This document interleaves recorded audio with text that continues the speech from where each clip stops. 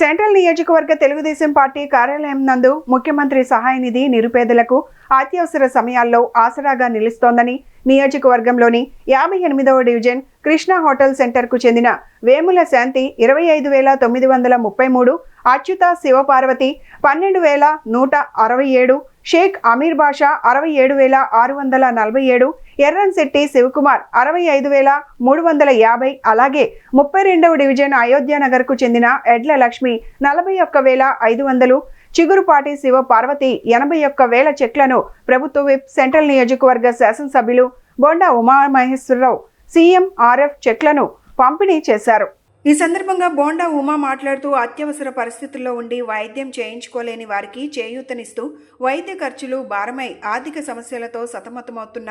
అభాగ్యుల జీవితాల్లో ముఖ్యమంత్రి సహాయ నిధి వెలుగులు నింపుతుందన్నారు. అధికారంలోకి వచ్చిన నాటి నుండి పేద ప్రజలకు మేలు చేసే విధంగా కూటమి ప్రభుత్వం పనిచేస్తుందని, ఆర్థిక స్తోమత లేని అనేక మందికి ముఖ్యమంత్రి సహాయ నిధి ఎంతగానో ఉపయోగపడుతుందని అన్నారు.